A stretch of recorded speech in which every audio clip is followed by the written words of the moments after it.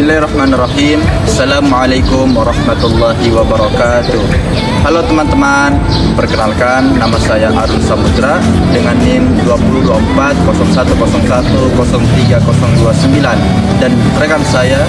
Nama saya Rahma Askari dengan NIM 202401010348. Kami dari kelompok 4 akan membahas tentang materi komunikasi humas, mulai dari pengertian, unsur, fungsi, model, hingga proses komunikasi. Untuk lebih lengkapnya, langsung ke video. Tahukah kamu, di setiap pesan yang disampaikan perusahaan kepada publik, ada strategi komunikasi yang dirancang dengan hati-hati oleh tim humas. Komunikasi humas atau relation communication berperan penting dalam membangun citra dan kepercayaan terhadap publik untuk organisasi. Nah, yuk kita pelajari apa sih itu komunikasi humas, unsur-unsurnya, fungsinya, dan model-modelnya, serta bagaimana komunikasi itu terjadi. Nah, yang pertama, pengertian komunikasi humas. Komunikasi humas berperan penting untuk menyampaikan pesan yang dilakukan oleh praktisi humas untuk menciptakan kepercayaan, saling pengertian, dan citra positif dalam organisasi dan publiknya. Nah, melalui komunikasi humas ini berperan sebagai penghubung antar lembaga dan masyarakat. Kak, kameranya sebelah sini. Oh iya. Nah, tujuannya untuk membangun hubungan yang harmonis agar organisasi itu mendapatkan dukungan dari publiknya. Nah, dalam komunikasi humas ada beberapa unsur. Nah, poin yang pertama yaitu komunikator yang berfungsi sebagai penyampaian pesan, dan yang kedua pesan yang dimana pesan itu menyampaikan informasi atau ide kepada publik. Nah, dan poin yang ketiga yaitu media, yang dimana media ini bisa melalui berbagai cara seperti media massa, media sosial, dan komunikasi secara langsung. Nah, poin yang keempat, komunikan, yakni publik atau penerimaan pesan. Dan yang terakhir, efek serta umpan balik, yaitu reaksi publik terhadap pesan yang disampaikan. Nah, dalam komunikasi humas ada beberapa fungsi, yaitu poin yang pertama, menyampaikan informasi dari organisasi kepada publik secara jelas dan terbuka.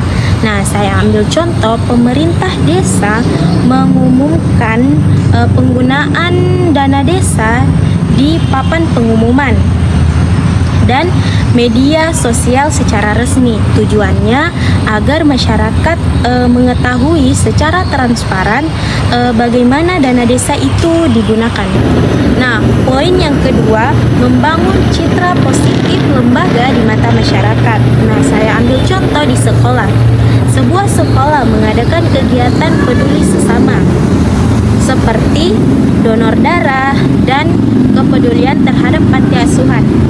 Kegiatan ini menunjukkan bahwa sekolah tersebut tidak hanya berfokus kepada akademik, tetapi juga peduli terhadap nilai-nilai kemanusiaan dan lingkungan sekitarnya. Nah, teman-teman, fungsi yang ketiga dalam komunikasi humas adalah menjaga hubungan baik. Artinya, humas itu harus akrab kepada semua pihak yang berhubungan dengan organisasi, internal maupun eksternal. Di internal contohnya sama karyawan, agar karyawan tersebut bersemangat dalam bekerja. Kemudian di eksternal, humas itu harus akrab kepada semua orang, kepada pelanggan, pemerintah sebagai pemangku kebijakan, dan masyarakat sekitar, agar organisasi tersebut mendapat dukungan dari luar. Oke teman-teman, fungsi yang keempat dalam komunikasi humas atau fungsi komunikasi humas yang keempat adalah mengatasi masalah. Sederhananya begini, humas harus siap mengatasi masalah atau krisis yang bisa bikin organisasi atau nama organisasi jelek. Humas juga harus cepat tanggap dan mempunyai rencana yang terstruktur agar masalah tersebut tidak meluas. Tujuannya jelas, yaitu agar nama baik organisasi tetap terjaga. Kali ini kita akan membahas tentang model komunikasi humas. Model komunikasi humas juga bisa dikatakan sebagai cara kita ngobrol atau cara ngobrolnya humas kepada orang-orang. Nah, dalam cara ngobrolnya humas kepada orang-orang itu terbagi menjadi 4 model. Yang pertama ada namanya press agentry atau publicity model, yaitu komunikasi satu arah untuk membangun citra melalui promosi. Artinya humas itu humasnya cuma mau pamer saja, ngomongnya satu arah kayak orang pidato. Tujuannya biar orang-orang pada lihat dan bilang, wah keren. Contohnya ketika sekolah memasang spanduk yang besar dengan tulisan sekolah terbaik sekecamatan Baruga misalnya. Gambarnya orang siswa-siswi yang pada senyum dengan menggunakan pakaian sekolah. Tapi dalam spanduk tersebut tidak ada dikasih info yang jelas tentang fasilitas sekolah, program sekolah, dan lain-lain. Kenapa sih ini dibilang pamer? Karena sekolah hanya ingin menunjukkan yang bagus-bagusnya saja tanpa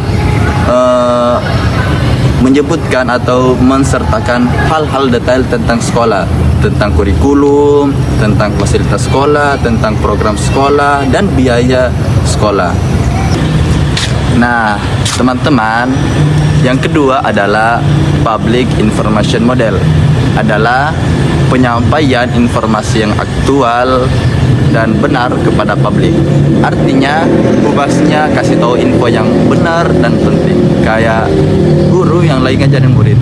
Contohnya ketika sekolah pada masa-masa penerimaan siswa baru, kemudian sekolah itu membuat brosur-brosur yang isinya lengkap tentang profil sekolah, tentang program kurikuler sekolah, visi misi, fasilitas sekolah, biaya pendaftaran, sampai cara pendaftarannya.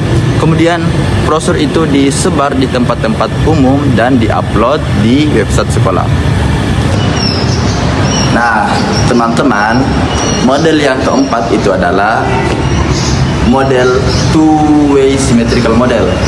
Two-way symmetrical model adalah komunikasi dua arah yang seimbang, di mana organisasi dan publik saling mendengarkan dan memahami. Sederhananya begini, humasnya itu ngobrol yang beneran, saling dengerin, saling ngertiin, kayak temenan.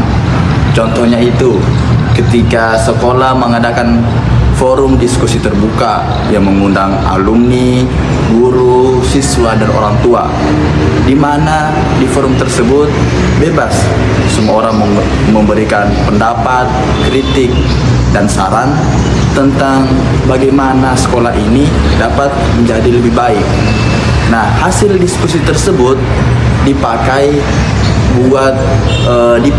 untuk membuat suatu kebijakan baru yang mempertimbangkan kepentingan semua pihak. Dalam komunikasi humas terdapat cara atau proses dalam memberikan informasi atau pesan kepada publik. Nah, ada dua cara atau proses dalam komunikasi humas. Yang pertama itu komunikasi primer atau proses primer dan proses sekunder. Proses primer adalah komunikasi secara langsung kepada audiens atau publik tanpa menggunakan perantara ataupun alat bantu. Contohnya itu wawancara, pidato, kemudian presentase, dan pertemuan tatap muka.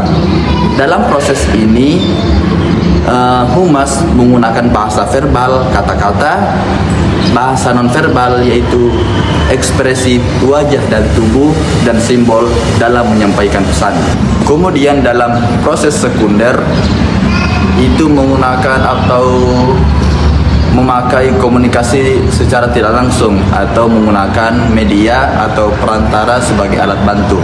Contohnya menggunakan media sosial, siaran pers, menggunakan majalah atau media cetak, kemudian website dan lain sebagainya.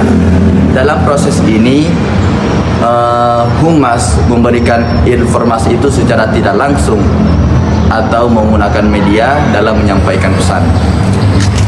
Jadi teman-teman, komunikasi humas bukan hanya sekedar berbicara di depan publik, tapi bagaimana caranya kita mengelola pesan agar pemahaman, kepercayaan, dan citra positif tetap terjaga bagi organisasi. Karena komunikasi yang baik adalah kunci utama untuk menjaga hubungan antara organisasi dan publik. Sekian dari kelompok kami, semoga apa yang kita sampaikan dapat bermanfaat bagi kita semua. Lebih dan kurangnya mohon dimaafkan. Wabillahi taufiq wal hidayah. Wassalamualaikum warahmatullahi wabarakatuh. Jangan lupa like dan komen ya. Dah.